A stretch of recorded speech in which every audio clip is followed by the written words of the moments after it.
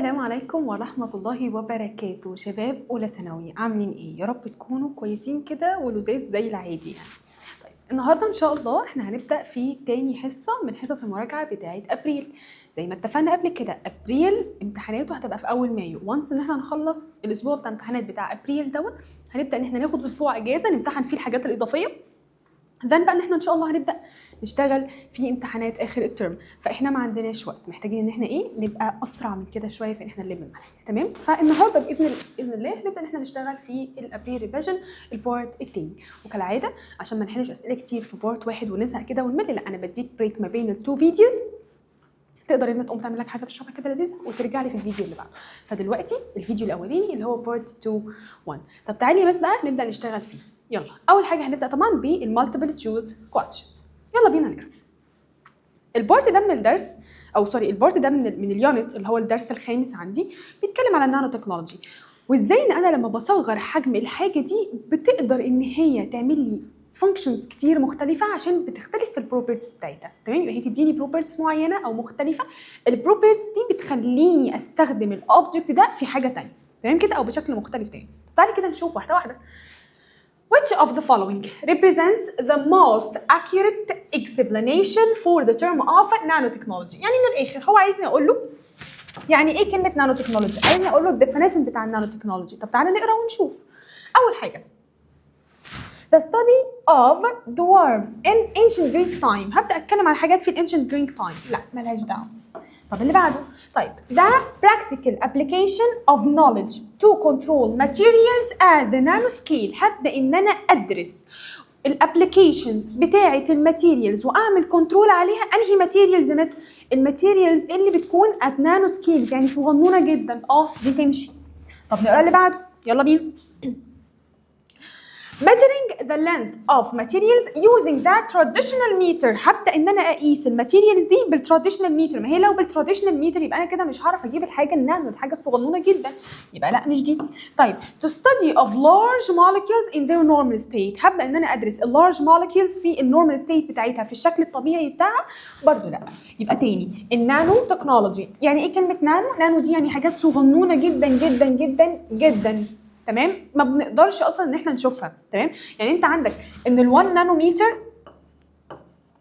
بيكوال 1 اوفر او 10 سوري 10 باور نيجاتيف 9 من المتر العادي، فدي حاجه صغنونه جدا. طيب فانا هبدا ادرس الابلكيشنز اللي هستخدمها عشان اكونترول الماتيريالز دي واقدر ان انا استفيد منها. تمام كده، يلا بينا على اللي بعده. question 2. Which of the following properties أني من البروبرتيز ديت doesn't typically change when matter لما الماتر دوت is reduced to the nanoscale؟ قال لي لما أنا هبدأ أكسر الماتيريال اللي عندي دي لحتت صغننة جدا، بتبدأ إن هي يحصل لي changing في شوية حاجات كده. بيقول لي مين في دول بقى مش هيحصل لها changing؟ طب تعالى نشوف إيه اللي ممكن يحصل له changing. قال لي ممكن الكالر بتاع، يعني الفيزيكال بروبرتيز بتاعتها بتختلف، الكالر والدنسيتي والفيسكوسيتي والالكتريكال كوندكتيفيتي، كل الكلام ده تمام ممكن تتغير. الكيميكال بروبرتيز ممكن تتغير، ممكن يعمل بيهيفير مختلف. تمام، يبقى انا هنا هدور على حاجه ما بتتغيرش خالص. طب تعالى نشوف الكتريكال كوندكتيفيتي. لا، قال لي ان كل ما الحجم بيصغر ممكن يغير لي في الالكتريكال كوندكتيفيتي، فدي لا. الكالر، لا الكالر بيتغير، بدليل انت عندك اكزامبل اصلا عندك النانو جولد النانو جولد عندك بيتغير. طيب الميلتنج بوينت بتاعتها، ما هي الميلتنج بوينت دي فيزيكال بروبرتي، فاكيد لا برضه. طب اللي بعده الاتوميك ماس اوف ذا element اتسلف. الاتوميك ماس بتاعت الاليمنت نفسه. هو ايه مثل الاتوميك ماس دوت؟ الاتوميك ماس اللي هو عدد البروتونز بلس عدد النيوترونز. هو انا لما هكسر الماتر دي لحتت صغيره، هو انا كده غيرت حاجه في البروتونز والنيوترونز والالكترونز اللي جواه؟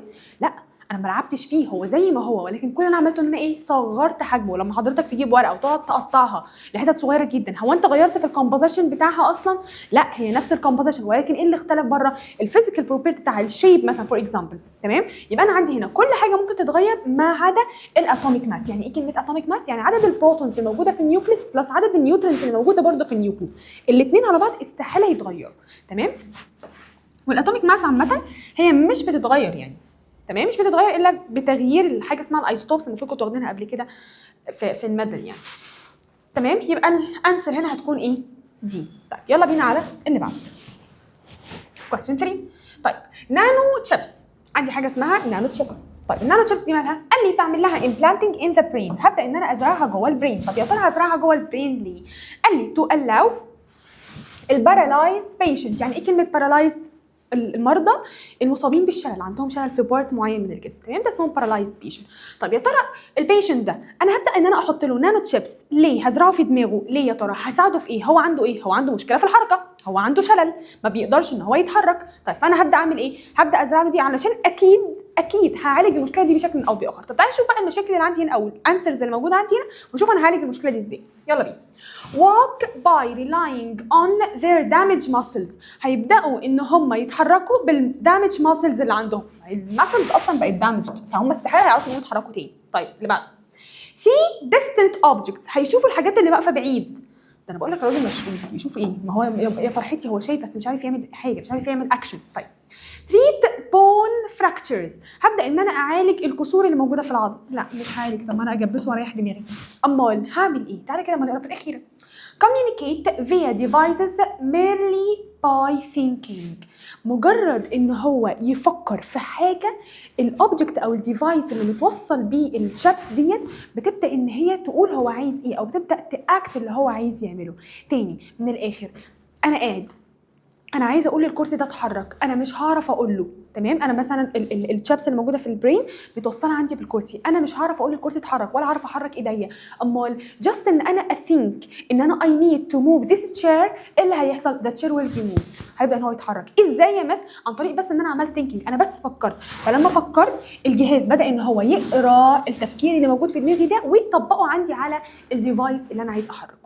تمام كده؟ يبقى تاني النانو تشيبس بقى، تعالى كده بقى ايه، احنا ما شرحناش اهو بس احنا بنلم المعلومات واحنا قاعدين. النانو تشيبس دي بعمل بيها ايه؟ بزرعها جوه البرين. يا ترى ليه؟ مين اصلا اللي بزرعها له؟ الناس اللي هم البيشنتس، اسمهم ايه؟ بارالايزد بيشنتس. اسمهم ايه؟ بارالايزد بيشنتس. طيب البيشنتس دول مشكلتهم ايه؟ كانت موف، ما يقدرش يتحركوا. ممكن يكون في بارت في جسمهم مش قادر يتحرك او ايفن جسمهم كله مش عارف يتحرك، تمام؟ فجاست وذ ثينكينج، مجرد ان هم يفكروا في الحاجه هم هيقدروا ان هم يطبقوا اللي هم عايزينه. اللي بعده يلا بينا على question 4. طيب the operation principle of biofuel cell. طب تعالي نشوف البايوفيول دي بستخدمها inspired by ايه؟ يعني من الاخر الساينتست لما جم يعملوا البايوفيول سيل دي عملوها بناء على ايه؟ بناء على تفكيرهم من انهي اتجاه. بص يا سيدي، لازم تبقى عارف حاجه مهمه جدا. البايوفيول سيل دي ده ديفايس احنا اللي عملناه، احنا اللي اخترعناه. طب بيعمل ايه الديفايس دوت؟ قال لي بيعمل حاجه مهمه جدا، بياخد الجلوكوز اللي موجود في الدم اللي هو البلاد شوجر عادي جدا ويكونفرتد فروم كيميكال انرجي، من كونه كيميكال انرجي يحولها عندي لالكتريكال انرجي دايركت. حلو كده؟ طيب هو مين في جسمي كان بيستخدم الجلوكوز عندي وبيعمل له اوكسيديشن؟ بالمناسبه ان البايوفيول سيل دي بتعمل اوكسيديشن وبتخليه ان هو يلوز الكترونز. طب مين في جسمي كان بيعمل كل ده؟ كانت الميتوكوندريا. امتى يمس؟ في السيلولار ريسبيريشن. يبقى تاني ايه اللي خلاني اقول ان فكره البايوفيول سيل دي جايه من السيلولار ريسبيريشن؟ ان انا لما جيت عملت البايوفيول سيل دي عملتها ان هي تبدا تاخد الجلوكوز اللي موجود عندي في البلد وتحوله لالكتريكال انرجي على طول تشغل الديفايس اللي موجود جوه. تمام كده؟ بيحصل لها اوكسيديشن عند الانود، بيحصل اوكسيديشن عند الانود اللي هو النيجاتيف بارت او النيجاتيف الكترود، ويبدا ان هي تترانسفير انتو الكاثود اللي هو الايه؟ البوزيتيف بارت او البوزيتيف الكترود. وخلي بالك من الحته دي عشان هسالك فيها كمان شويه هيجي لنا سؤال على حته الانود والكاثود. تمام كده؟ فهي تبقى شبه جدا الايه؟ السيلولار ريسبيريشن. انا بستخدم الجلوكوز وبعمل اوكسيديشن، بعمل له لوزنج للالكترونز، والالكترونز دي بتبدا ان هي تتحرك من مكان للتاني وده اللي بيديني الاي تي بي او الانرجي او سو اون. تمام كده؟ طيب اللي بعده نمبر 5. Why are the biofuel cells؟ يا ترى ليه البايوفيول سيلز بقول عليها ان هي safe and clean implanted او implantable medical device؟ يا ترى ليه بقول عليها safe وكلين؟ تعالى اقول لك تاني، هي البايوفيول سيل دي كانت بتستخدم ايه؟ كانت بتستخدم الجلوكوز. كانت بتستخدم ايه؟ بتستخدم الجلوكوز. طب تعالى بقى نشوف. يبقى بشكل اساسي انا ما دخلتش حاجه من بره، انا ما دخلتش كيميكالز، لا ده انا استخدمت حاجه موجوده في جسمك، حاجه سيف موجوده في جسمك. طب هل انا خرجت من جسمك حاجه مضره؟ لا، فانا اللي انا استخدمته دوت او الحاجه اللي انا عوزتها ديت انا خدتها وبعدين بدات ان انا ايه اعمل بيها اللي انا محتاجه عادي جدا من غير اي بولوشن. يبقى تعالى نشوف because they only work in the dark. هل هي بتشتغل في الدارك بس؟ لا، هي بتشتغل طول الوقت. طيب because they are made of plastic، معموله من بلاستيك؟ لا. طيب because they use glucose as an energy source، هستخدم الجلوكوز اللي موجود اوريدي في جسمي على اساس ان هو ايه الانرجي سورس. هعمل كده فعلا. هنشوف اللي بعدها because they do not release any thermal energy، مالهاش دعوه. تمام كده؟ يبقى انا عندي ليه انا بقول على البايو فيول سيلز دي ان هي حاجه كويسه وحاجه كلين وحاجه سيف واقدر ان انا استخدمها في اي وقت. ايه الموضوع بالنسبه لي؟ ان انا جاست ان انا بستخدم الجلوكوز اللي اوريدي موجود عندي فين؟ في البلود. تمام كده؟ يلا بينا على اللي بعده question 6. Which of the following organelles، يا ترى انهي من الاورجانيلز ديت in the living cells performs a function similar to the positive electrode in consuming oxygen and proton to produce water؟ يا ترى مين من هنا بيبقى شبه تقريبا البوزيتيف الكترونز اللي موجوده عندي في البايو فيول سيلز؟ يبقى انا هنا بتكلم على مين؟ على البايو فيول سيلز. طيب هو انا قلت لك البايو فيول سيلز دي شبه مين؟ شبه السيلولار ريسبيريشن. طب السيلولار ريسبيريشن بيحصل فين؟ بيحصل في الميتوكوندريا. يبقى مين من دول تقريبا هيبقى شبه البوزيتيف الكترود وان هو بيجين بقى الاكسجين والكلام ده كله ان هو عندي الايه؟ الميتوكوندريا. تمام كده؟ طيب على اللي بعده يلا question 7. The rule of carbon nanotubes. طب تعالى نشوف ايه حوار الكربون نانو تيوبس دي. قال لي بص، ما هي البايو فيول سيل دي معموله من اكتر من ماده. طيب الكربون ده او الكربون نانو تيوبس دي بتعمل ايه؟ اول حاجه هل هي بتكوتنج ذا الكترودز تو انكريز ذا سيرفيس اريا، هتزود لي السيرفيس اريا؟ طيب ولا هل هي preventing البروتونز from reaching the cathode، ولا calling the medical devices، ولا في الاخر خالص عندي storing glucose؟ طب قبل ما اتكلم في اي حاجه خالص لازم اعرف حوار البايو فيول سيل دي وبتتكون من ايه. تعالى معايا بقى يلا اوريك البايو فيول سيل دي بتتكون من ايه. طيب يلا بينا. انا عندي البايو فيول دي بتتكون من حاجتين. تمام؟ بشكل اساسي عندي النانو كربون، دي اول حاجه عندي، وتاني حاجه عندي النانو جولد. طب هو ايه ليه الاثنين دول موجودين عندي؟ قال لي بص يا سيدي، دي جولد جولد. طب هو ايه الفرق ما بينهم وليه اصلا موجودين عندي؟ قال لي بص بمنتهى البساطه، النانو كربون دي انا بستخدمها to increase the surface area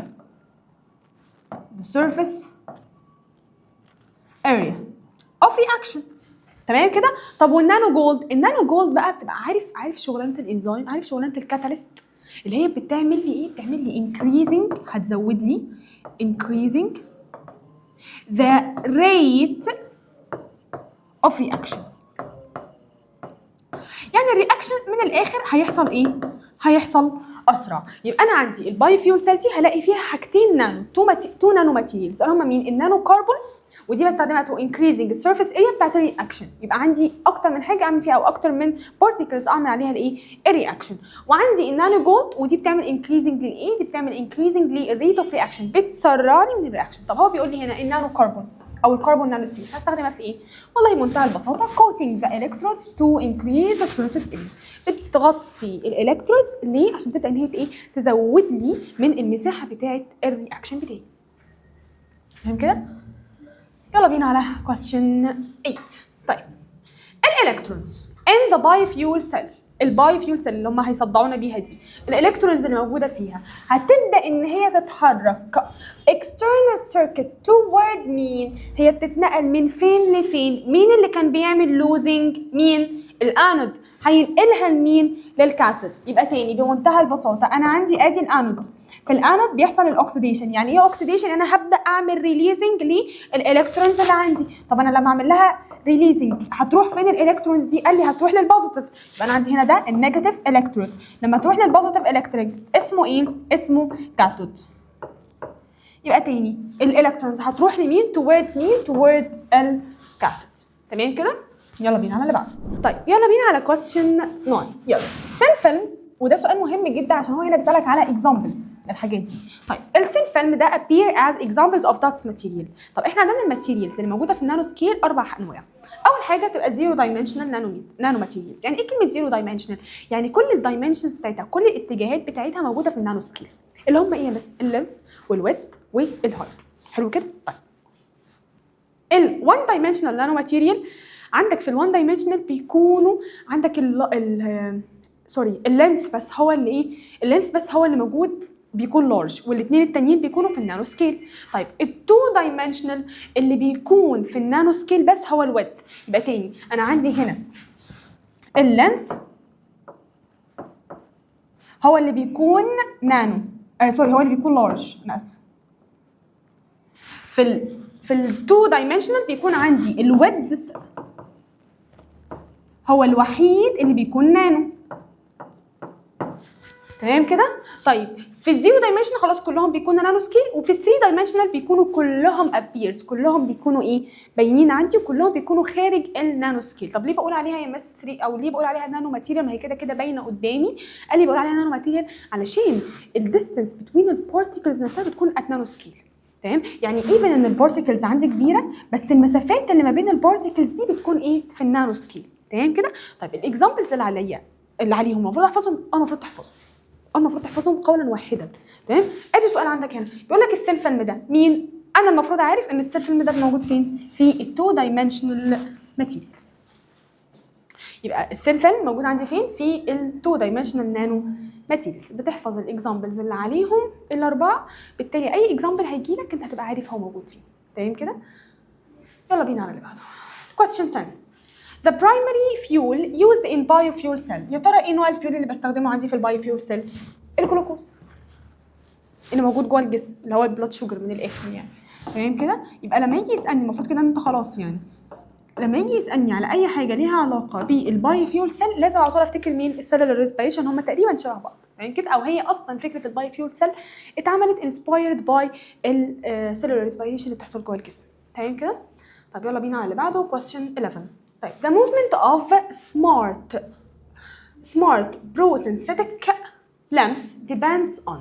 بيقول لي بص بقى من الاخر، انا عندي اوقات بيكون زي ما احنا متفقين ان الجسم مش قادر ان هو يتحرك. تمام؟ طيب فانا ببدا ان انا اعمل حاجه اسمها البروسينثيتك لامبس دي، ومحتاج ان انا احركها. تفتكر هحركها ازاي؟ الناس اللي كانت بارالايز دي، الناس اللي كان عندها الشلل دي، هتبدا ان هي تحرك الاجهزه او اللمس او الاطراف دي ازاي من غير ما تبدا ان هي تحركها؟ هتعمل ده ازاي؟ اول حاجه بالنانو تشيبس كومنتس. احنا اتفقنا من شويه ان النانو تشيبس دي كنا بنزرعها جوه البرين. ليه بعمل لها زراعه جوه البرين؟ عشان تبدا ان هي تفهم انا عايز ايه just from thinking. مجرد ما افكر في الحاجه بتحصل. تمام؟ زيها زي اللامب العادي. ما انا لو انا عايزه اطلع ايدي من جيبي انا مش محتاجه ان انا اقول لايدي طلعي ايديكي، لا هو ايه اللي بيحصل؟ ولا محتاجه ان انا اشدها. امال البرين اوريدي مجرد ان انا فكرت ان انا محتاجه اعمل كده فالبرين بيبدا ان هو يبعت السيجنال دي للايد والايد تطلع. حلو كده؟ نفس الكلام هنا، البرين بيبدا ان هو يوصل المسجز دي للديفايس، والديفايس بيبدا ان هو يشتغل. فانا عندي ايه؟ النانو تشيبس. صح؟ طب اللي بعده لارج اكسترنال باتريز، هوصلها بكهرباء من بره او ببطاريه من بره؟ لا. ويند موفمنت عن طريق حركه الويندز؟ لا. طيب الاوتوماتيك ماسل ريسبوند، المسل هتتحرك لوحدها؟ ما هتتحرك لوحدها لو المخ عندي سليم. فانا المخ عندي مش سليم هنا، فهتبقى عندي الانسر ايه. تمام كده؟ يلا بينا على اللي بعده. 12. Which of the following materials أنهي من الماتيريالز اللي قدامي ديت is most effective for creating nano bridge between the two endings of severed nerve؟ الحصة اللي فاتت قلت لك إن أنا عندي البري ساينابتيك ممبرين والبوست ساينابتيك ممبرين، وفي النص ما بينهم مسافة اسمها الساينابتيك كليفت. افتكر معايا الكلام ده. طيب هو بيقول لي بقى لو أنا عندي مشكلة في المنطقة دي وعايز اوصل السيجنال من مكان للتاني، قال لي انا هعمل لها بريدج، هعمل لها حاجه اسمها بريدج. طب يا ترى البريدج ده بيكون معمول من ايه؟ برضه بيتحط جوه الجسم في الاعصاب. بيبقى معمول من ايه؟ هل معمول من حاجه اسمها الكوانتم دوتس؟ لا مش معمول من الكوانتم دوتس. معمول من ايه؟ هل هو معمول من الكربون نانو تيوبس؟ هو معمول من الكربون نانو تيوبس. ولا الفلات جرافين؟ لا. الواتر موليكيولز؟ لا. يبقى دي حفظ الصرف لازم تبقى عارف ان من الفانكشنز بتاعت الكربون نانو تيوبس، احنا كده شفنا كلمه كربون نانو تيوبس مرتين. شفتها مره في البايو فيول سيلز وقلت لك ان هي بتعمل لي انكريزنج، بتكون كوتنج او كفرنج الالكترودز ليه؟ عشان تعمل لي انكريزنج ان ذا سيرفيس اريا. حلو كده. طيب وشفتها مره ثانيه هنا امتى؟ في حته النيرفز. هعمل ايه فيها في النيرفز؟ هتعمل لي بريدج عند المناطق اللي فيها مشاكل في النيرفز. ليه؟ عشان تبدا ان هي توصله بطريقه ثانيه. لو انا سيبك يا عم من الساينابتيك الساينابس عامه، لو انا جيت قلت لك ادي النيورون سيل بتاعتي هي النيرفس سيل وفيها مشكله هنا، هبدا ان انا اعالج المشكله دي. انا عايزه احرك الامبلس بتاعتي بمنتهى البساطه، بتيجي هي تروح ايه؟ واقفه هنا اهي، تبقى عامله زي بريدج ما بين، تنقل الامبلس من هنا لهنا عادي جدا. تمام؟ يبقى هتبقى عندي بي او الكربون نانو تيوبس. اللي بعده question 13. يلا why is nanotechnology، يا ترى تفتكر ليه النانو تكنولوجي considered a revolution in human interaction with the biosphere؟ تفتكر ليه النانو تكنولوجي دي شيء مهم جدا وبعتبره حاجه يعني جامده ما حصلتش ما بين الهيومن والبايوسفير حواليا؟ تعالوا نشوف. هل هو because is increase the size of cells to be seen by the naked eye، عشان انا بكبر في حجم السيل لحد ما اشوفها؟ لا، انا مش بشوف اصلا السيلز دي. طيب because it eliminates the need to study traditional chemistry، هدرس بيها التراديشنال كيمستري، الكيمستري الطبيعيه؟ لا، ما هو لو طبيعيه انا مش محتاج انزل قوي كده واجيب الحاجات النانو يعني. تمام؟ فمش هتبقى كده، دي حاجه متطوره جدا. طب اللي بعده because it relies only on radiation for treatment، هي بس بتستخدم الراديشن اللي هو الاشعاع في التريتمنت؟ لا، وهنعرف اصلا ان النانو تكنولوجي دي ساعدتني بعد كده ان هي اصلا تخليني اوقف العلاجات بتاعه الكيماوي والاشعاع والكلام الحلو ده بتاع الكانسر. تمام؟ النانو تكنولوجي هي اصلا منعت لي الراديشن ومنعت لي الكيماوي اللي البيشنتس دول بياخدوه. تمام؟ هناخد كل الكلام ده. طيب يبقى due to its ability to observe and control matters at a level of atoms and molecules، هبدأ ان انا اكنترول الاوبجكتس والماتيريالز اللي عندي دي وهي في حجم المولكيول وهي في حجم الاتوم وهي في حجم صغنن جدا cannot be seen by our eyes.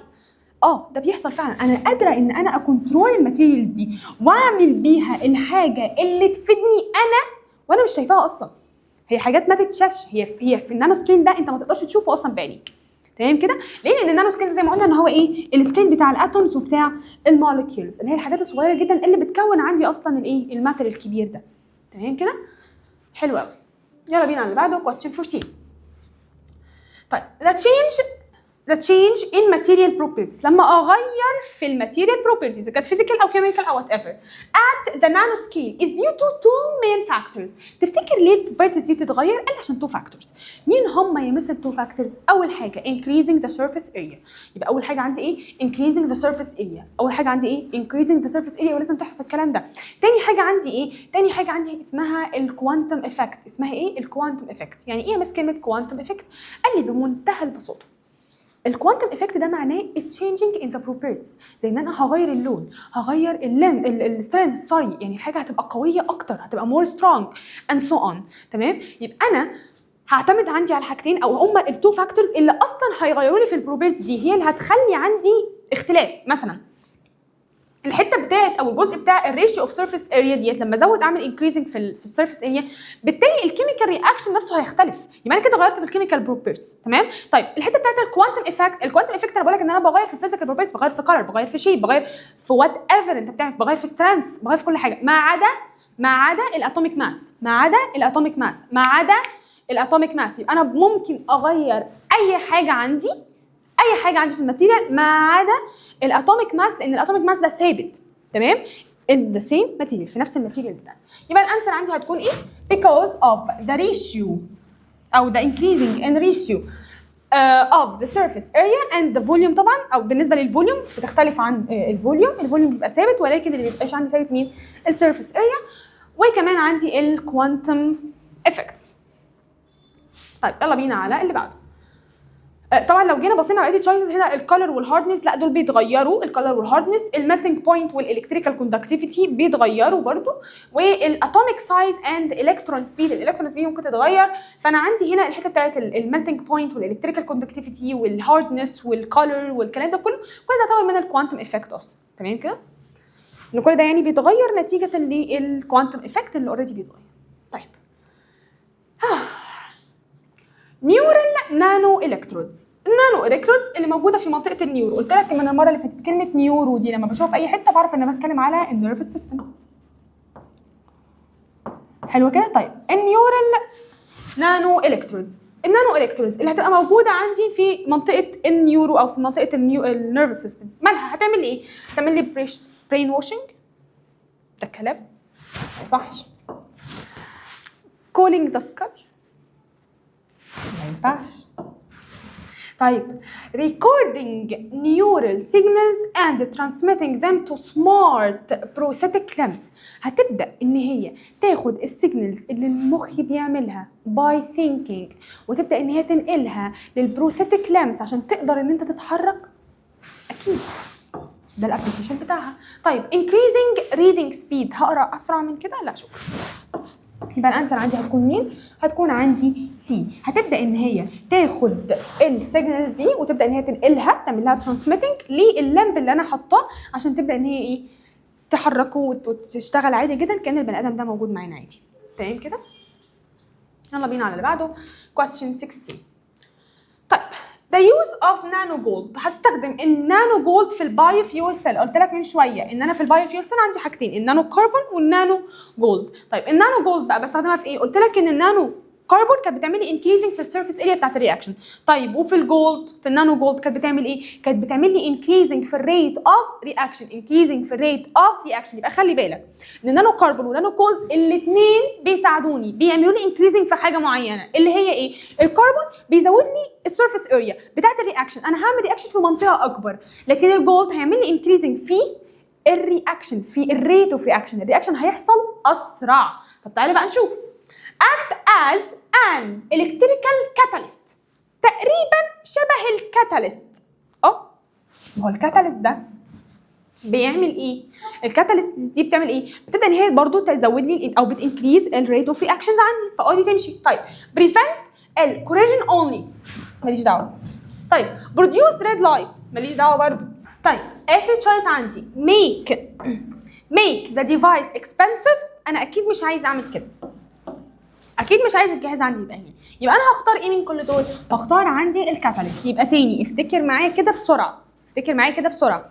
الباي فيول سيل قلت لك كانت بتبقى فيها ايه؟ بيبقى فيها حاجتين، بيبقى فيها ايه؟ بيبقى فيها حاجتين، النانو كاربونز، تمام، وعندي النانو جولد. طب النانو كاربونز يا مس كنت بستخدمها في ايه؟ بعمل بيها increasing and the surface area of reaction، بخلي الرياكشن يحصل كتير، تمام؟ بقى عندي اجزاء كتير ممكن اعمل فيها الرياكشن بتاعي، فبالتالي الرياكشن بتاعي ما يقفش بسهوله، تمام؟ طيب تاني حاجه عندي النانو جولد. طب النانو جولد ده كنت بستخدمه في ايه؟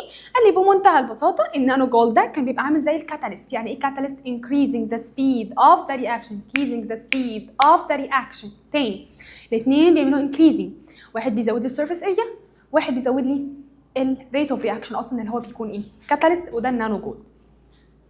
هذا بقى على اللي بعده، يلا بينا. 17. What is the result of 1 nanometer being 100,000 times smaller than the diameter of the human hair؟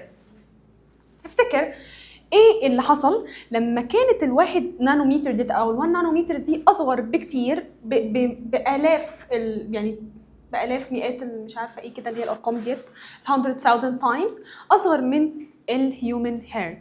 طب تفتكر ده نتج عنه ايه؟ تعالوا نشوف.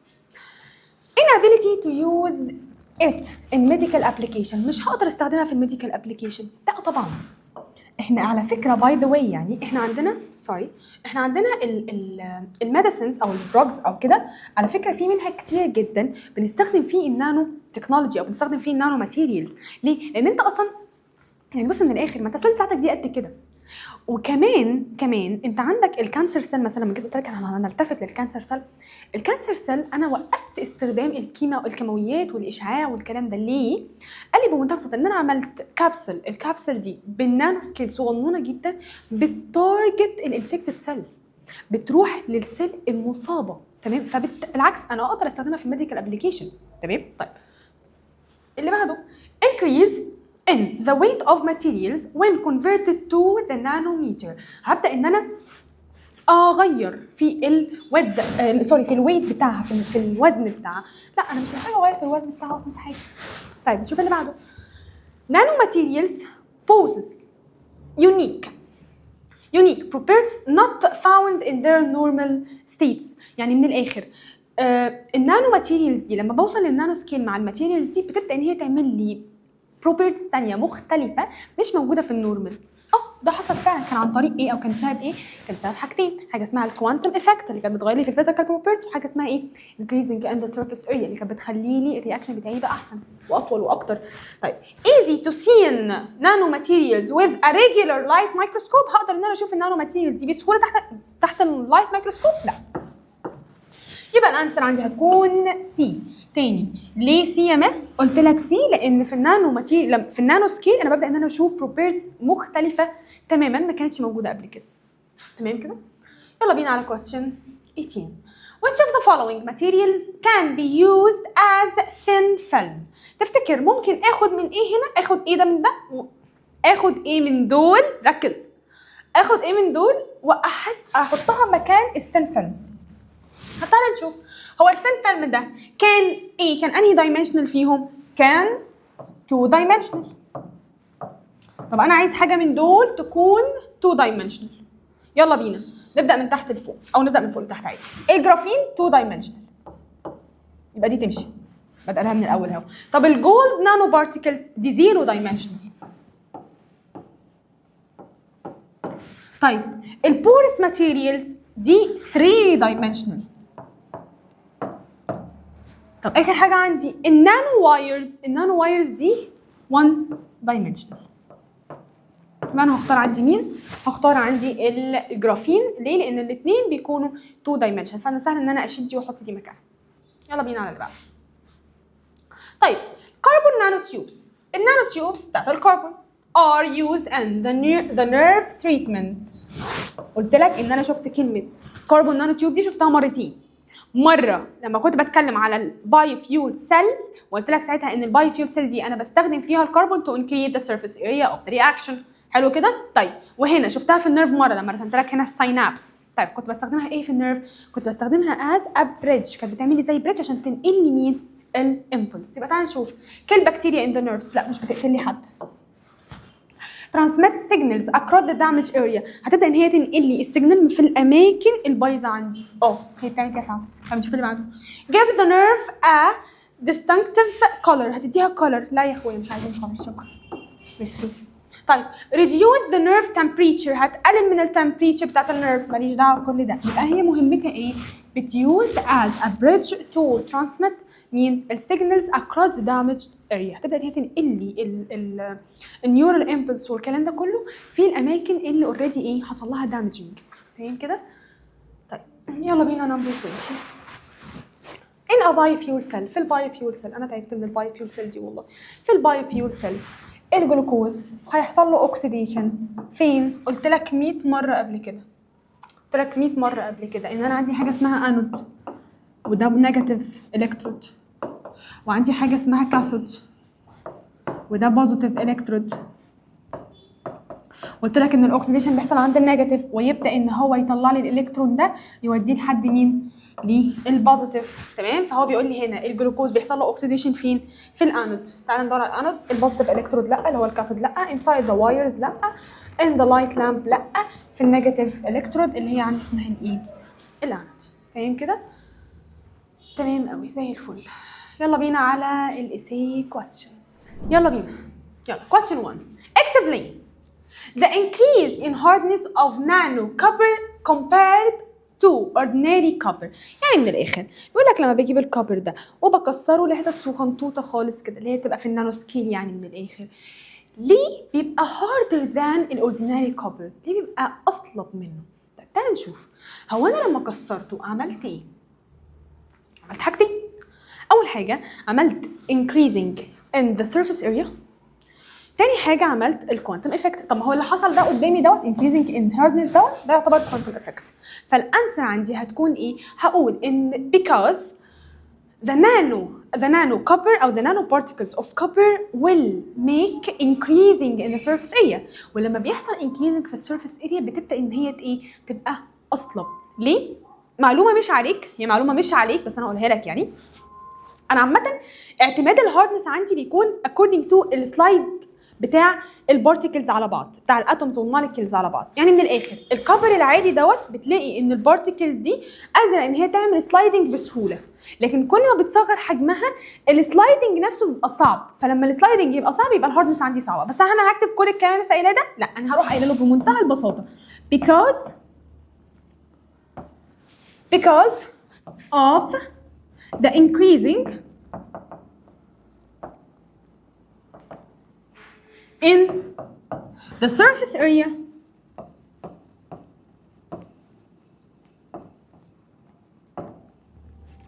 of copper.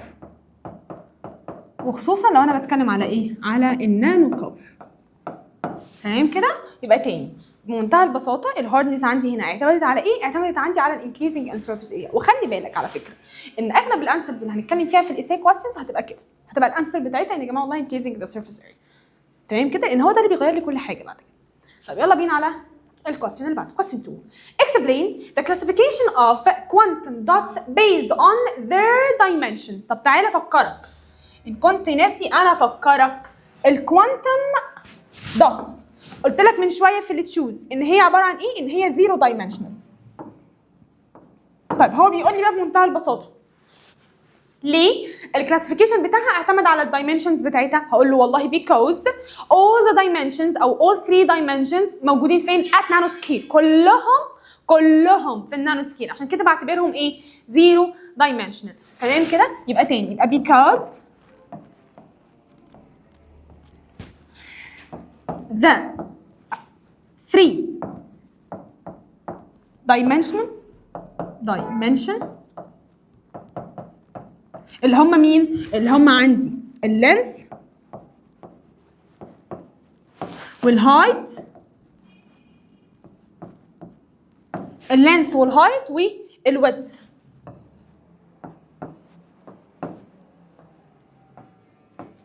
طيب الثلاثه دول مالهم؟ at او located an nanoscale.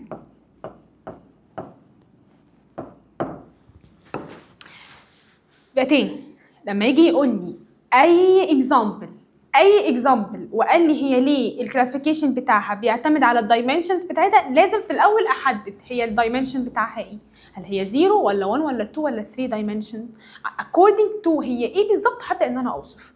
يعني لو الحاجه دي كانت 1 دايمنشن هقول له because two of the dimensions، واقول له بين قوسين اللي هم بيكونوا الويدث والهايت بيكونوا at the nanoscale، لكن اللينث هو اللي بيكون طويل and so on. تمام كده؟ زي الفل قوي. يلا بينا على اللي بعده نمبر 3. مس اروى جت. explain يا مس اروى لانك جيتي يعني. explain the role of blood glucose and the sustainability of implanted medical device. هقول لك هنا هو بيتكلم على حاجه اسمها البايو فيول سيل. تمام؟ زي ما اتفقنا عليها من شويه. طيب هي كانت البايو فيول سيل دي كانت بتعمل ايه؟ قلنا ان هي inspired from cellular respiration.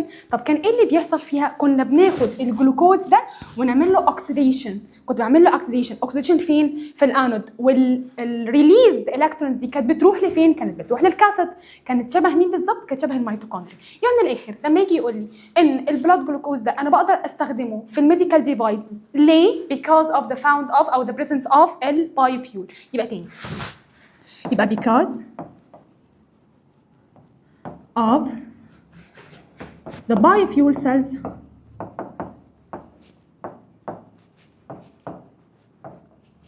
which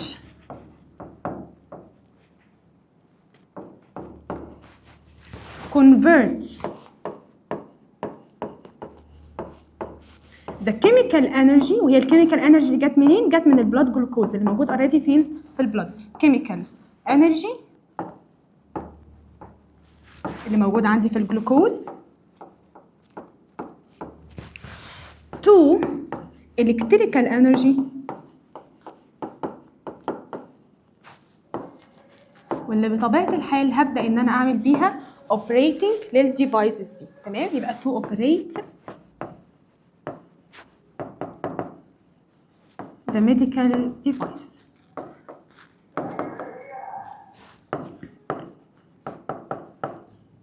هو مش طبيعي خالص باي شكل من الاشكال ان انا اعمل امبلانتنج لاي ديفايس جوه جسم الانسان واوصله ببطاريه من بره يعني. ده منطقي صح؟ فاحنا هنستخدم الايه؟ البايو فيول سيل. اللي بعده. Question 4 by the way ده اخر سؤال يعني. طيب Question 4 explain how nanotechnology can improve the efficiency of the biofuel cell. تاني نفس حوار البايو فيول، قلت لك البايو فيول فيها كام حاجه نانو؟ عندي 2 نانو ماتيريالز اللي هم مين؟ الكربون والجولد. عندي مين؟ الكربون والجولد. طيب يلا هقسم البورد نصين. هتكلم اول حاجه على النانو كربون. النانو كربون كانت بتعمل ايه؟ The nanocarbon will increase the surface area of the reaction. كانت بتعمل coat the electrodes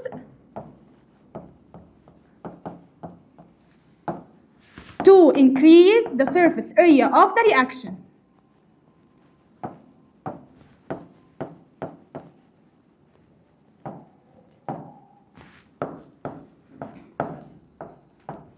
طيب وايه تاني كان عندي نانو؟ كان عندي النانو جولد.